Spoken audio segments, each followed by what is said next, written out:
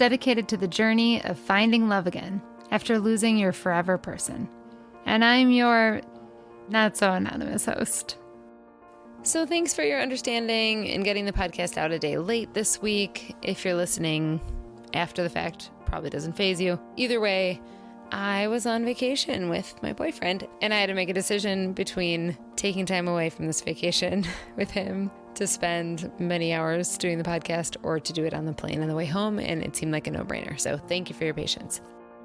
So on my way to this trip, I was catching up with a few friends and actually am discussing therapy with a few of them. And no joke, I am recommending BetterHelp to my close friends, not because I want to sell them the product or because the show is sponsored by BetterHelp, but I just actually think it's like the best thing. There's just something about their whole interface, and it's really innovative. It's very unique in the space, and just this access you have, being able to text or keep a journal on there and attend sessions is incredibly valuable. So if you haven't checked out BetterHelp yet, just as a reminder, our code is BetterHelp, HELP.com/datingafterdeath, and that gets you 10% off your first month's membership. If you are looking for therapy, or anyone else you know is, you can use the code. So go ahead and try it out. All right, hold up, music change. Today's guest is not into sappy songs, so we need to pick it up a little.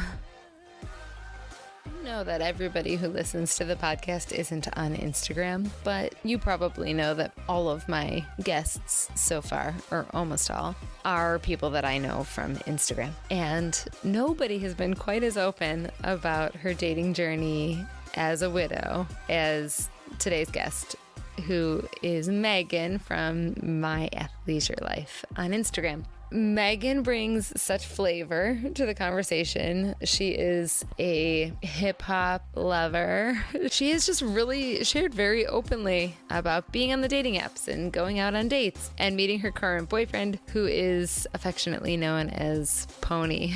More on that to come in the conversation. I found Megan a while ago, and our situations are really similar. We are both sort of semi-long distance dating our boyfriends. That brings up issues that are similar for both of us. So Megan and I have connected a few times in the past, and then finally had a chance to sit down for this conversation, which was fun and I think hopeful and real, as she always is. So here is that conversation with me and Megan.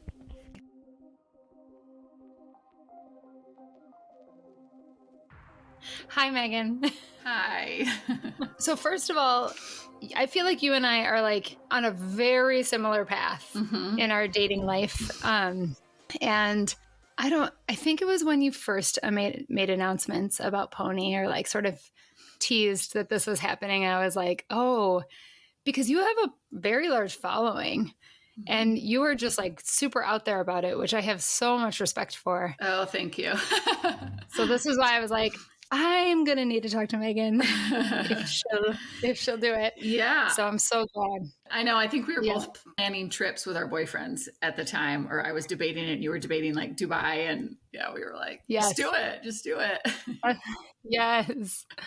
Okay. So let's start by hearing about your marriage and all of that first, and then we'll dive into dating stuff because we have so much to talk about. I know. So Matt and I were married 10 years. We met in Arizona. So I'm in Michigan right now and moved out to Arizona just for something different. He's from Wisconsin, moved out to Arizona for a job. So we met there doing a volleyball league and kind of started out at friends. I was like, I don't know, this guy's a dork. Like, I don't know. We became really great friends. And then it became like, I started approaching 30. I started thinking like, okay, I think I'm ready to get married. So I had to ask him, when we have kids, will you move back to Michigan? Because I need to come back to the Midwest. And he said, yes. And so, okay, I'm from Michigan. He's from Wisconsin. Okay. So he's a Midwesterner. Yeah. So he was okay with that. So we got married in Arizona. And so then I was 8 months pregnant and we moved back to Michigan into my parents' basement. Whoa, that must have been hard. I mean, it was good for me. I love my family, but I know it was tricky, but we built a house here in Michigan and 3 kids later, and life was really good. So you were married, living in Michigan for 10 years. Mm-hmm. And I was looking back at your page, It seemed like he had an underlying condition that you were aware of. Is that true? Yeah, so he had a heart block, and so he had a pacemaker. And he had this pacemaker for as long as I had known him. But Mm. the cardiologist had said, keep being healthy, keep exercising, keep running, keep lifting weights. So he was the healthiest Yeah. person I knew. I think like he made us green smoothies every day. He ran marathons. Mm. So we never thought anything like this would have happened. Yeah, of It course. came out of absolutely nowhere. And what year did that happen, or how long ago was that? So that was July 3rd, 2020. So it's been 2 years, which is crazy. Yeah. And it was a wild time. Like the night before, he had just gone back to work because of COVID. I was texting him like, I miss having you at home. Like, this is so weird that you're gone. And he texted me like, I can't wait to be back home for a long weekend. Aww. And so, yeah, he got home and like, we went swimming with the kids. We went out to dinner with some friends. We played cards with some friends. Like, it was a great night. You wouldn't have known anything was different. And in hindsight, I feel like so lucky that we had such a good night because, like when you're married, like so many times you are fighting or you're in a mood or you don't say I love you or you don't go to bed the way that you would want to if you didn't wake up with your husband. So I feel lucky that that worked out the way it did. And then, we're a co-sleeping family. The kids at that time were 4, 6, and 9. So we kind of played musical beds. And so he was in bed with my daughter and I was with the other 2 kids in a different room. And so that morning when I woke up, I thought, gosh, it seems really late. Like, I wonder if they're up yet. And I went to check on them and he was dead. You could tell the coloring was wrong. And thank goodness my daughter was not awake yet. So I woke her up and it was chaos. And I went next door because my best friends are next door and he's a detective. So he's familiar with scenes like this. And I'm like, I need you. Like, I think he's dead. I think he's dead. And that just started the whirlwind of that day and, every day since, right? Yeah. I'm just thinking, as you and I are also kind of in lockstep with dating stuff, my husband also died in May of 2020. So it's like so close, the timing. And, it's like when you think about that stage of life, man. I know. It's crazy. Yeah. And like, also, I know that because of the nature of this and like the podcast and everything, that like some people who are listening are in that stage right now. And just, I don't know. I was saying to a friend who's sort of in that stage, like, I don't know if this is helpful or frustrating, but like, it doesn't feel quite like that anymore. That was such a deep, deep, mucky, I don't know how to describe it exactly. That really is the only way. It's like a fog. It's like, I don't even know. Yeah. When you look back now, 2 years later, it's like, I don't even know how I got through, the first 6 months, the first year even. It's like, wild when you're raising little kids like that. So in those early days, did you have thoughts about dating or other people or love in general? Yeah, 100%. We met, I think I was 28 or 29 when we met. So I had gone through a fun single phase in my 20s where I dated a lot. And, I knew that right off the bat that was something that I would want to do again. And not the single dating part, but be married again, right? Yeah. So he died 2 weeks before I turned 40. And so I knew, I was like, okay, I know that I'll have a chapter 2 eventually. It was almost like I knew I wanted it and I knew I could get there, but it was a long time before I really felt ready to put myself out there. Were there any things that you did maybe before you were ready? Were there like little things you did to sort of satisfy that desire? Or? I mean, I don't think I really was not in that headspace. I think that I was I don't know. I could not get there, but I'll tell you, once I got there, I was there. I was ready. All right. I was ready. Yeah. So it was like a year. So it was right. So he died in July of 2020. And then that next summer, I started to think, it's summer. It's like, I'm kind of thinking I'm tired of being the only one that's single in a group of couples. Like I was ready. I downloaded a couple dating apps and I was like, okay, I'm just going to browse. Like, and so I felt like my friends were like, you should go on a date. I live in a very conservative town and most people I know in this town are married. And so, Yeah. So it's not like there was a big group of single or divorced people that I knew. So I knew I had to go online, and I just went for it. And Can we talk about building your profile? oh God, sure. I know it's so hard, right? What do you say? Yeah. When you made your profile, did you like run it by any girlfriends or guy friends, or were you just like, let's go? No, I didn't know. I mean, unfortunately, since then I have a couple more friends that are single that I'm closer to in my community. But no, I didn't know anybody that, I mean, I knew maybe one person, and she had been dating and was jaded and over it. And so I kind of just did it like, I don't know, like trying to be funny, but trying to make it clear that I'm a widow. I have kids, but I'm also like trying to be cool. Like I'm cool. I want to do like fun stuff. I don't know. Yeah.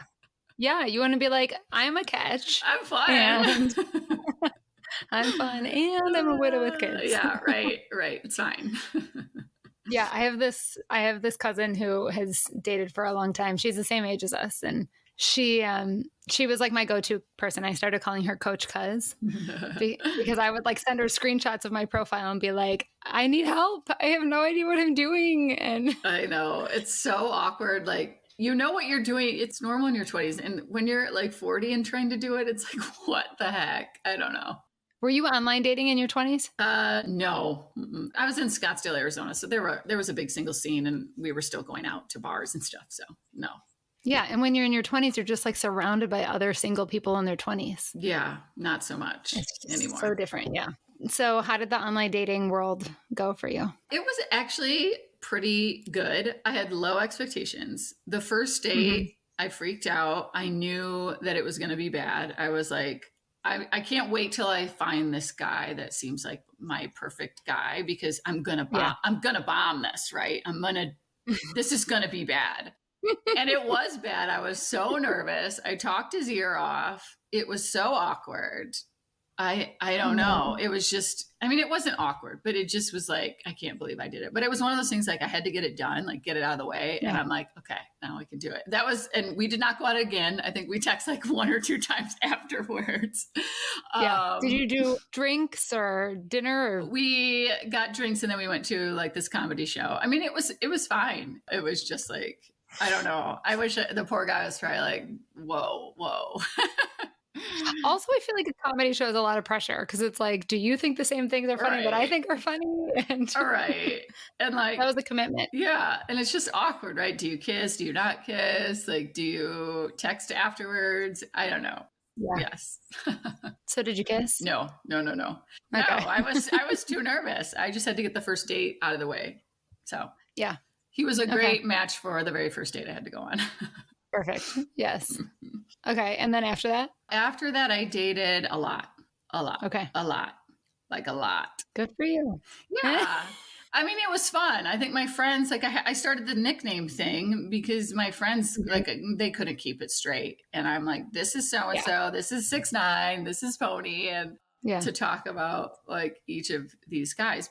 And it was funny. I didn't like keep a diary of it, but I kind of wrote it down to see I wanted to jot my experiences to kind of see like how I felt then and how I feel now. And I think I went out with, this sounds, I don't know, maybe it sounds bad, maybe it sounds good to some people, but I think I went out with like close to 15 guys, and some of them were like, right? That sounds good, right? And some of them were totally reasonable. Okay, good. And some of them were, several dates, but I had never dated or had a boyfriend or been exclusive until Pony. Okay, so I have some questions about the dating 15 guys thing. Okay. Were you open about the fact that you were dating other people, or did it come up? I don't think it really came up. I would have been if somebody would have asked me. I felt like I had a good bench, right? I was like talking to different people. Yeah. I make it sound like it was a super fun time. It was also probably a pretty destructive time, maybe too, for me. I was drinking probably too much. I was going out every time I had a babysitter, which I usually had a babysitter like probably twice a week, during the week at night and on the weekends. I think I was just really trying to fill a need of I wanted to feel attention. I wanted to feel wanted. Yeah. I wanted to feel, I wanted to have a conversation with an adult, right? Yeah. So yeah, I mean, it was fun. I met some really great people. There was a lot of good dates, but it was also looking back, I think that it felt when I was at the end of it destructive. So it was about 6 months when I dated this many people. And by the end of that, so I started dating in July. By December and January, I was done. I felt like I was being so destructive with, as far as just like going out too much, drinking, maybe not being as present for the kids because, you're talking to all these people, right? Sure. It's hard. Yeah, it's so hard. And interestingly, like when you talk about wanting to talk to an adult, there's something also about wanting to talk to an adult who doesn't know like all of the trauma of your story, like who isn't just a friend, because your friend are like your vent people. At least this is how it was for me. It was just nice for me to just like go out and just be a woman and not have to dive into all that. Yeah, for sure. Right. And not have to talk about it all. There was a balance between wanting to feel acknowledged as to what I've gone through, right, as a widow and as a mom, but to also let that go. I've heard other people that you've talked to also we want to feel I just wanted to be Megan. I didn't want to be a widow or a mom. Yeah. I just wanted to be me dating and getting to know somebody as just me. Yeah. Which isn't easy. So then that makes sense to me too, that you would have stopped around the holidays. Like the holidays for me are so hard. Mm-hmm. So did you meet Pony before that? No. So, I stopped dating. I like to say I had a bench, right? There was a bench. So things just filtered out. I slowly stopped conversations and stopped dating. Yeah. And so there were probably 1 or 2 dates between like January, February, and March. But I was dating this guy in like, I don't know. I mean, I would hardly call it dating. It was not anything that was emotionally fulfilling. And it wasn't honestly even physically fulfilling. It was just maybe time fulfilling, right? It was somebody fun to hang out with. I needed a date for something and I invited him to come to this party and he totally ghosted me. Well, first he said he was sick and then he ghosted me. So I was like, this has got to be a sign, right? I did a reel about it. I'm like, this has got to be just guiding me a different way. And then 2 days later, I had met Pony on, I think we were on Hinge. Yeah. And then I knew like it was over. Yeah. Okay. Well, what about him made you like? We have a lot in common besides being parents, just like our personalities. And we both like traveling and music and having a good time and sports. And so when I met him, like we talked all the time. We were on the phone for like 4 hours every night. And he was like, okay, I'm ready. I want to take you like on the best date ever. And our first date, he gave me like these cards and it was like, choose your own adventure. Like, let's go have a drink before dinner. And it was like, pick one of these places. And the next envelope said dinner. And then I got to pick. And then the next envelope said, after dinner, what do you want to do? And like the choices were, we had joked about the trip to Mexico. I was like, I just need to get out of here. Like, I feel like we would have fun. Like, take me to Mexico. And so the last envelope he gave me was like, second date was a choice. Second date, first kiss or trip to Mexico. And then the other card said like all of the above. And I was like, all of the above. Oh my God. Yeah, it was just so good. I felt like every guy before that, they might have had the words that I wanted to hear, but most of the time they did not have the actions to back it up, right? It was like, oh yeah, I totally want to hang out with you again, but they never called, or I didn't like them for whatever reason. And he was the first guy that it was like, oh my God, what was I doing? What was I doing messing around with all these other people? What was I doing feeling so miserable when I just needed to be patient and wait for the right guy? Yeah. This is right in line with the stuff that I've been posting like about like men taking action. Yep. And I think this is like one of the number one things that attracted me to my boyfriend at the beginning too. Date like 3, he was like, I really want to take you to Miami for the weekend. There's this place I love to eat down there. Let's just go. And I was like, what? Like, I can't just scoop away to Miami with you. He's like, why not? Right. And I was like, oh my God, maybe I can. Yeah, exactly. You know? And I just like that. It's not just like talking. It's like, let's just do it. Like life is short. And I feel like if a guy really likes you, his actions, he'll show up, his actions.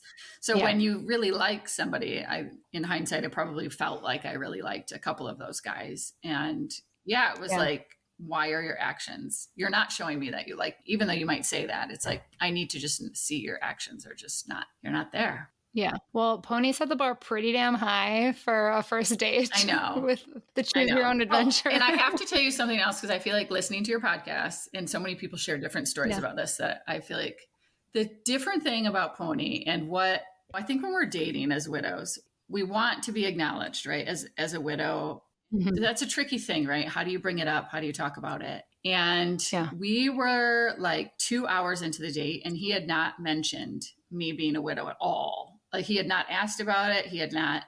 But he knew. He knew. Yeah. He just never acknowledged it. And it got to be like towards the end of the date. And I was like, are you going to ask me about being a widow? Are you going to ask me about my husband dying? And you said that? Because I felt like, you know, I wanted, you know, you want to share.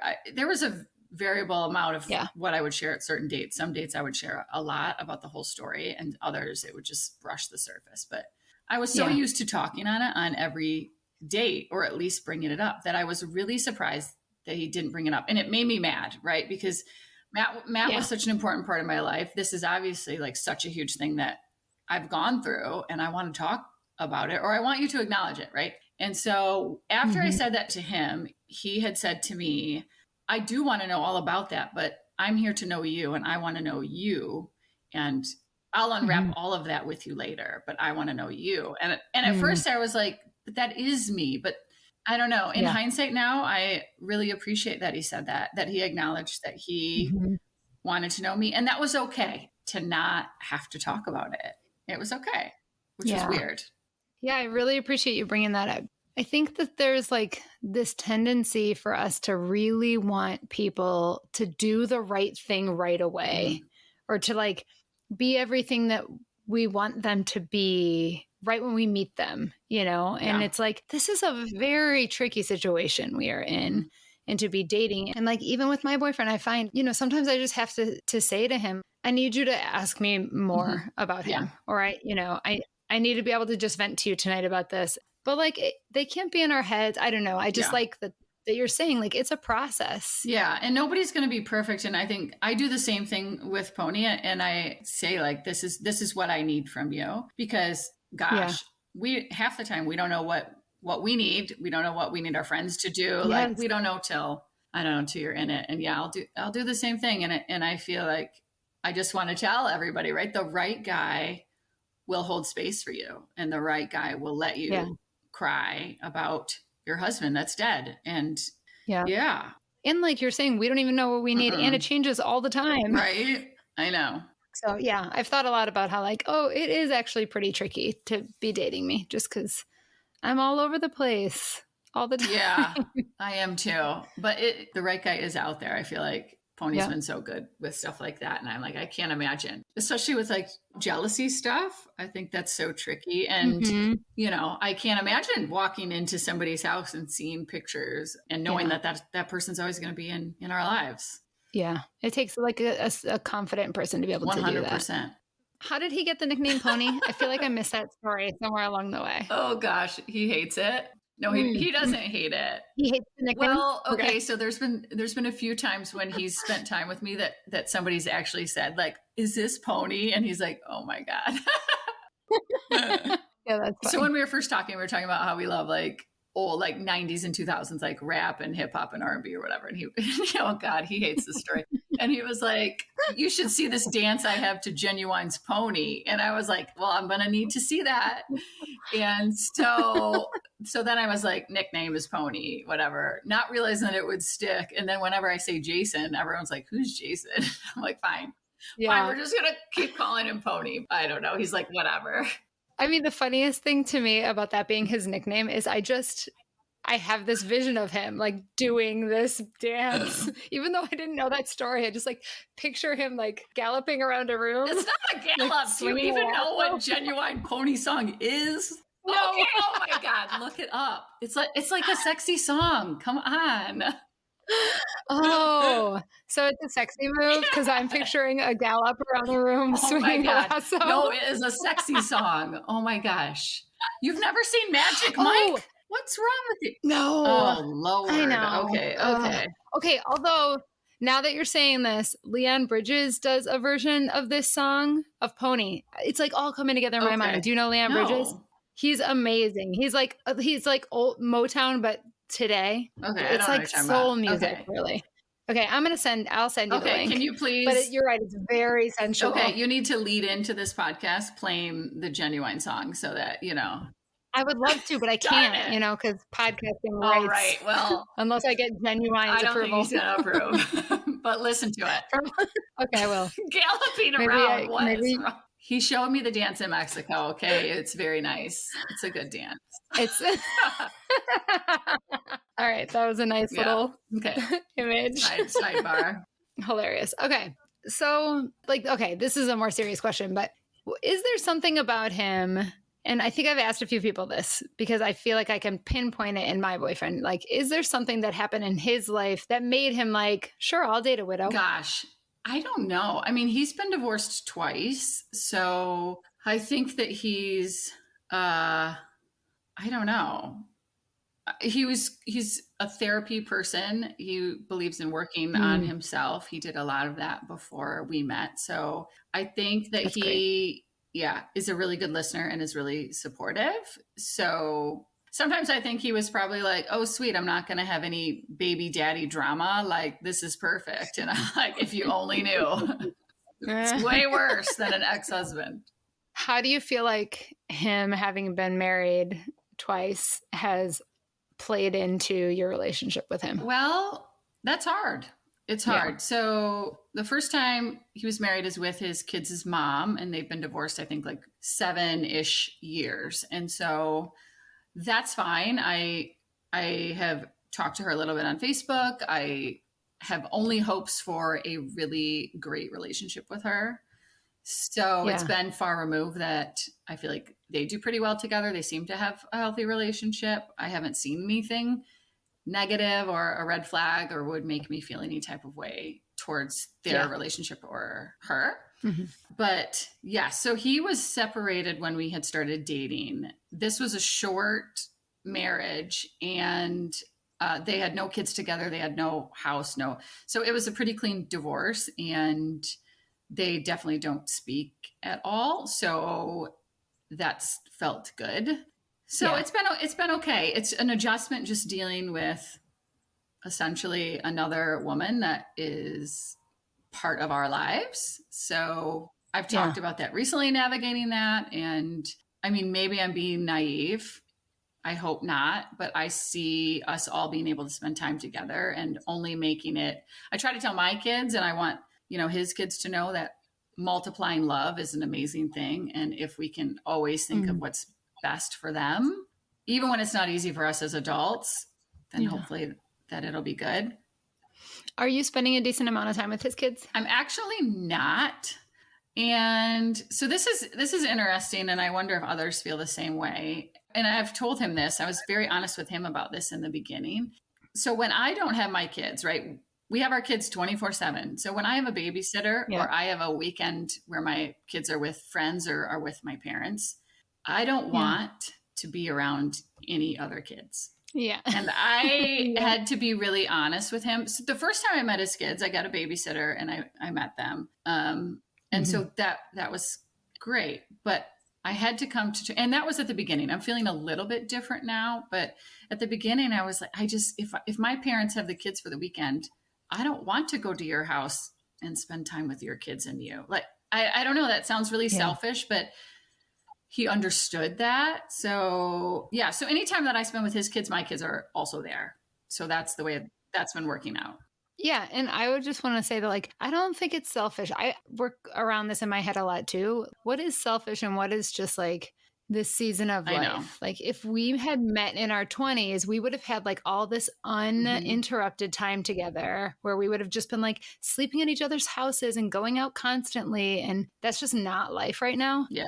So I don't think it's selfish to like prioritize time together because you hardly ever get it. Yeah. So it felt weird to think that way because I don't know, but so it's been working out. He has his kids 1 week on, 1 week off. So on the weeks he doesn't have his kids, he's been coming here to my house. We're about an hour apart. So he comes to my house and spends time here. When he does have his kids, then we usually do something all together, or we'll both get a babysitter and do something. Yeah, that sounds like about what we're doing too. And how do the kids get along? Good. I mean, so his kids have been through, obviously another marriage. His kids have been through another serious girlfriend that he's had. And then his ex-wife is also lives with somebody, and they have a child. So they don't have a child together, but there's another child involved. And so I think that his kids are more used to that. Mine are complete opposite. I think they're more oblivious. I know that my kids have not connected that this could turn into us getting married and stepkids and maybe moving. They have not even, it's not even like crossed their mind. I don't think. We haven't haven't talked about it. But so when the kids hang out, it's as if I'm hanging out with any of my other friends' kids. There's interaction, but there's not, but they get along. And so, it's been good. It's a little, it's gotten to be a little tricky because they're the same age. So I have an 11-year-old boy. He does too. I have a 9-year-old girl, and he does too. And so it's a little bit of, which sounds fun, right? It sounds fun. And hopefully there'll be a lot of fun moments. And sometimes there's some comparison, or I don't know. It's just different. Yeah. I know you were posting about like how your son was doing the climbing wall, and then his son wasn't really ready for that. And we had a similar experience at the skate park where my little guy was just kind of like all over the place, and his son was just like scared, and then like, what do you do in that moment? Because for me, my son was like, well, why won't he just do it? Right. Right. And I'm like, well, everybody's different. Right. Exactly. Like, but then it's like a weird thing between them. I know. And I don't know how they take it. I mean, Pony was certainly patient with him. And, I've said, like I'm the mom, right? I'm the mother. I mothered the kids. Like I wanted to take over and give him a pep talk and be like, you can do this. But that's not my role right now. I mean, I can support him and cheer him on, but I can't intervene. Right. So I had to try to step back and just let Pony like handle his child the way he knows best. I don't know best. So with him specifically. So how do you feel like your parenting styles mesh? So this has been interesting because I was so used to doing things a certain way. Stay-at-home mom, I controlled everything. Well, not everything. I did not control any finances, but with the activities the kids were in, the kind of food that they ate, chores, screen time, like everything you could imagine, And so that's been tricky because I've had to really kind of pick my battles, right? Think about what's important to me. And then, just realize different. You mean on your own in your own house, or when you're all together? When we're all together. So okay. So the biggest difference I think that we have is around screen time. And so these kids get a lot of screen time. I get it. Oh gosh, like no judgment here. We all have, my kids certainly are on screens plenty of times in the day. Yeah. I'm also in a neighborhood where my kids have lots of opportunities to play with other children and to be outside. He's in a different sort of situation where there's not anything else to do. If he wants them off the screens, he has to be the one that plays with them. So that's not an easy thing. Yeah. And I completely understand that. I just think that's a big difference with us. But then the rest is little stuff like drinking pop or staying up late. Or the rest is just, being involved in sports. And the rest of that is just little stuff. So I try to think at the end of the day, I just want them all to be good people. I don't need, I try to like big picture it, right? But it's really, really hard. So the screen time thing was something that I realized is important to me. Just no screens when we're out to eat at dinner time, like just little stuff like that. My kids, oh my gosh, they're on screens. I don't want to sound like, but I had to pick what. No, but you have some structure around it. Right. And so, and it gives me anxiety. I don't like it when kids are on screens and, not interacting with each other, whatever. Anyway, that's just my thing. Okay. So that's what I've picked to be like when we're together, this is important to me. And he agrees that that's something, but I also don't want to be the bad guy, right? I don't want him to be like, we're going over to Megan's house. You got to keep your phone in the car. Like, I don't know. It's really hard. It's just really, these little things are really hard. Yeah. And making sure that it's sort of a team effort and not like, I can see that that's very tricky. It sounds like maybe you're considering doing some moving forward towards moving, or is any of that in the picture? Only in thought. So, okay. it's hard, right? So we're an hour away. It would obviously require me uprooting our lives to be over where he is. Or him, or is he not able? No, I mean, their mom is there and it just wouldn't make sense for their whole family. Yeah. I don't know. I always tell them it's on the table that I would move. If it ever were something that I would never do, I would tell him right away and I would end it. But I feel like at this point, I care about him so much. I mean, we're in love with each other. Things are so good. And I think, could I find somebody like him in my town? Maybe, but I'm not going to take that risk. It's not worth losing him for that. So I don't know. It's hard. I can't say it's hard when I'm like, I want to spend all my time with you. I want I think you had said the same thing in one of your posts. Like, we just want to fast forward to like this family again. We just want this family again, right? We want you to come to the sporting events and like be a family. And it just is not that easy. Can't go that fast. So.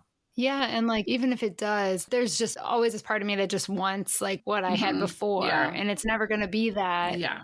I know this is the part where I'm like, you and I are in such similar situations, because I'm like, I really don't want to move because like I live a mile from the lake. I'm like so happy here. Our whole life is here. He really can't move. It's just like, how far apart are you guys? We're an hour. Yeah. So we're just going to wait it out for 8 years. You know, it's funny. I had said to him, like, what happens if it gets to be another year and we have to do this another year, or we're not ready to make the move? And he was like, well, then we keep doing this. We keep doing what we're doing. And I expected him to say like, then we just end it. But he was like, we just keep doing this. Yeah. And I needed to hear that because there's different ways to make it work. That works for everybody. Yeah. But yeah, the idea of waiting 8 years till our kids are graduated is painful. Yeah, I mean, like we have had that conversation. Like, yeah, maybe we'll just do this for a long time, and then once the kids grow up, then we'll find a place to live together. But I feel like the longer we're together, the more we're like, oh crap, I miss you, and I just want to have breakfast with you in the morning, and I just want to, and have you sleep over. I know. Do you feel like because he's been married twice already, that he feels more like there isn't any rush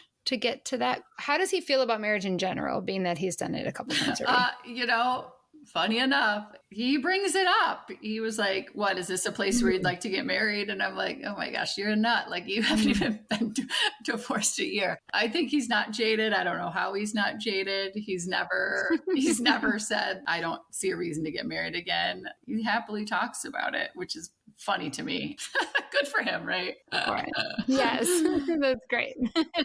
Are there things that you feel like you want to talk about that we haven't touched on yet? I always love when you share about how people make it work when they're like, do you sneak them in? You know what I mean? Like logistically, how did you date? I love when you share that, when you're like, the first time I was like, Pony came over after the kids were in bed. You're like, I do that all the time. I was like, what? Oh, other people do this too? Yes. Do you still do things like that? No, they know. I just wish we could shift into the bedroom, but he's in the guest room. That's where he sleeps right now. So. Oh, that's right. Because you're still co-sleeping. Yeah. Well, so we rotate. So every night I have one kid with me. Okay. And do you see that happening perpetually? No. Well, so the goal, and that's been the one thing that he's very clear about. He's very, I wouldn't say anti, but he does not want any other kids in the bed if we were to live together. And I completely respect that. My kids are old enough that doesn't need to happen. So that's just been a comfort for me too, right? Sleeping with somebody else, having one of my kids in bed with me. Yeah. And it's a good time for one-on-one with them. Yeah, I would love to have a transition. So I joked with them. I'm like, okay, well, how about every night a different person gets to sleep with mom, but we can put we can put Pony in the mix. Like, this is Pony's night to sleep with mom. And they were like, ew. I'm like, oh, you guys, come on.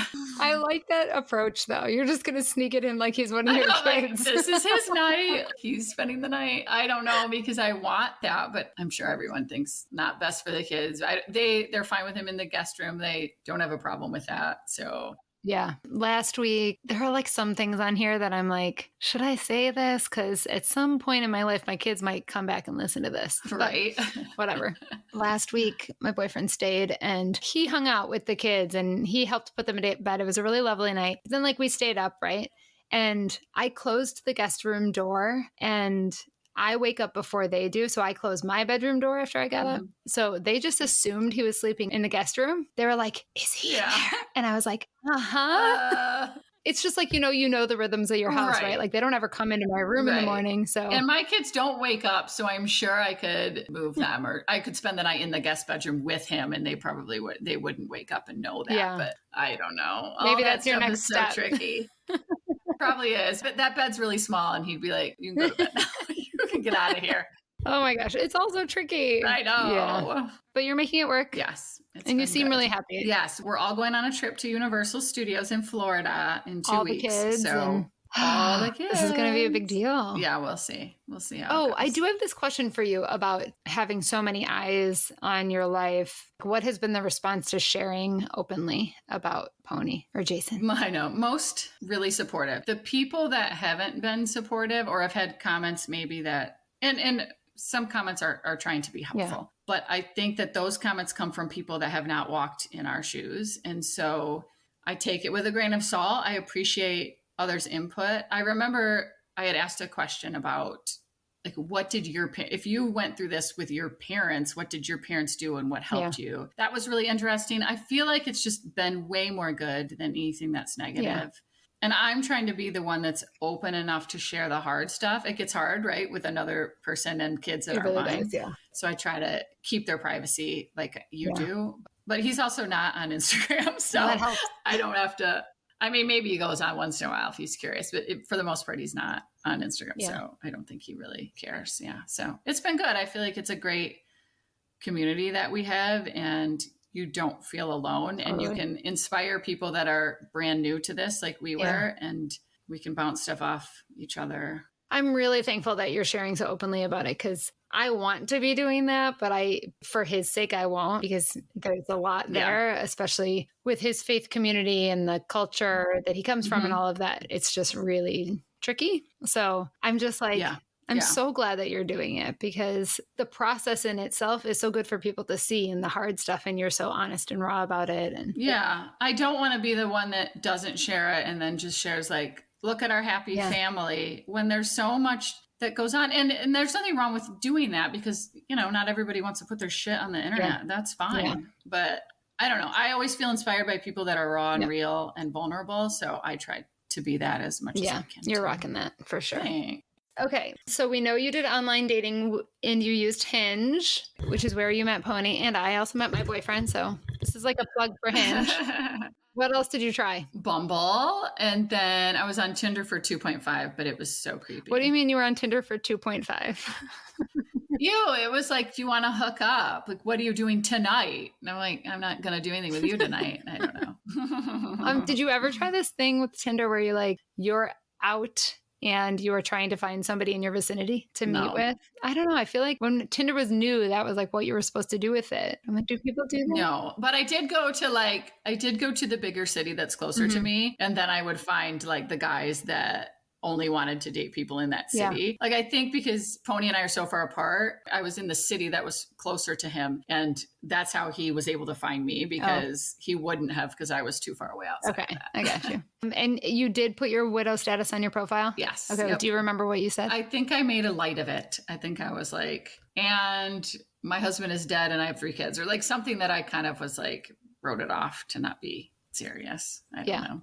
Somebody told me the other day that some guy responded to that box that said about being a widow and it said something lighthearted, like, as long as it wasn't death by poison, I'm game for that, or something. Which I would think would be funny, but some people might not. Yeah. No, I liked that. So do you see yourself getting married again someday? Yeah. You do? Okay. And any more kids? No way. No. Yes. Did you stick with the same gender dating wise as your husband was? Yes. Yep. Okay. We've talked about sleepovers in your bed. When you were swiping, what did you do with guys named Matt or who looked like him? I couldn't do it. Well, looked like him was fine. I couldn't do the name. Okay. No. Did anybody reach out to you that had his name? I don't think so. No. And if I did, I didn't respond back. I couldn't even go there. No. It's just like such a trigger thing, I think. Yeah, it's weird. Let's talk Widow's Fire. Oh, hell yeah. And when do you feel like that set in? Oh gosh, probably a year later. I was ready and it was like, I was excited for that for sure. Yeah. Even in that first year, did you have like that desire to be touched, or was it that was just kind of not in your consciousness? I don't know. It wasn't really, I had my kids at that time for like the first year after he died, we were all in the same bedroom. So, like when you have little kids, right? Or Yeah. you're breastfeeding or just have little kids in general, right? You get out touched. And I feel like that's how I was. I was like, I don't want anyone touching me like that. Like I can't, I have I have 3 little ones that are always, have to be next to me. No. Yeah, that totally makes sense. Did you give me some song recommendations? I think you did. Yeah, but you know that I'm not like your average. So I gave you like, they've got to be hip hop or. I know. So I don't know. I am not, probably should go have a little more therapy or something. Ooh, I am not one that plays. Well, I'm not one that plays. If I don't want to be more sad. Right. Yeah. So if I'm in a mood, I play like Lizzo or like really upbeat, fun girl power. Like I had a playlist. It was called like the bad bitch playlist that if like a guy ghosts me or, I was feeling down about stuff like that. That was what I listened to pump me up. So yeah, the Patreons are building a playlist like that. Like good. Yeah. You go girl kind of. That's how, that's what I need. Right. Exactly. Yeah. So you said Lizzo's song Juice and Good as Hell. Yes. All right. Well, they're getting added. I was like, I need to be feeling myself here, not, like. Yeah. So you never really did griefy music? No. Okay. Just because it's too intense. Yeah. Before this, I never even cried. Really? Never. Wait, tell me more. Oh my gosh. You've just never been a crier? I had nothing ever really wrong with my life. Isn't that awful? Now, what about look sad movies? No? Not really. Or I avoid it, right? Or I don't watch. So if you have like a sad playlist, I'm not going to even listen to it. Right, of course. Yeah. I'm avoiding unless I'm already in that space. And I'm like, I just, like when it's like drink, right? It's like when you're going to have a grief hangover, you just go all in. Yeah. So if I was already sad, I would probably listen to it just to get it all the emotion out that day. Yes. You know what I mean? Totally. No. That's what I tend to do on anniversary days. I'm like, I can feel the build up. I'm just going to play all the sad songs and all his favorite music. Get it out of your system and then onward we go. Mm-hmm. All right. Last 2 questions. The first is, how do you feel like you've changed the most since Matt's death? I've had to really lower my expectations as a parent, which was really hard. It's hard to do all the things. Yeah. Yeah. And then probably just really focus on the people that are in my life that are supporting me and that are showing up for me, because it's hard. It's hard to be thrown into this where you feel like maybe you don't belong anymore because you're not part of a couple. So, yeah, being happy alone instead of always looking for like the next thing to fill the void. Yeah. Do you think like this tendency to lower your expectations as a parent, do you think there's good that came out of that too? Yeah. Well, I mean, to be honest with you, the expectations that were lowered were little stuff like not being able to cook healthy meals all the time, not being able to do all the activities, having to tell one kid they can't do this sport because I can't. So, I mean, to be honest, not really. It doesn't feel good, but I can't let myself feel guilty every day for not being able to do those things. So I've had to lower the expectation. Like, hey, if I cook one healthy meal a week, that's a win for me. Oh, totally. Yeah. It's just that kind of stuff. Yeah. That you just let go when there's only one of you. Yes. I know my biggest struggle is the like after school or maybe after dinner where I used to like just lean in and play with them. And now I'm like cleaning the kitchen instead. And I hate it. That's so hard. Yeah. There's all the things to do and there's one of us. So yeah. All right. In any aspect of your life, what's one thing you're looking forward to? I love again. I'm just excited for love again, to feel like secure, to feel like I have a person again. Cause it was you're so mad without it. And then you settle into like, okay, I can do this. I'm alone and I can do this. And then you really want it. And so it feels good to have that again. I feel like I spent so many nights where it was a stressful bedtime, or I felt like I had such a hard day with the kids. And then I came downstairs, I'm going to cry. Like, then I came downstairs and like by myself and I had nobody, I had nobody to talk to. I had nobody to sit with and watch a show with. And it felt so lonely. Yeah. And so now that even if I can have that kind of night where it's stressful and I know I can call him or he's here is such a big relief that it's like, it feels so good. It does. Yeah, we're really not meant to do this alone. No, that's for sure. This was so good, Megan. Thanks, girl. Thank you. I really appreciate you. This is good. That is all for this one.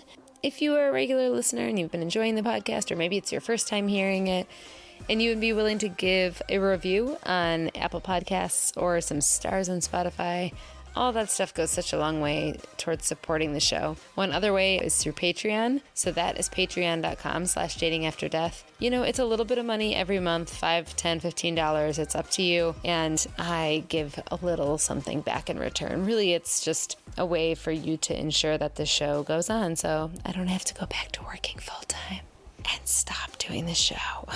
So this show is written and envisioned and planned and scheduled and designed and all those things by me, and I love doing it, and I love that you're here.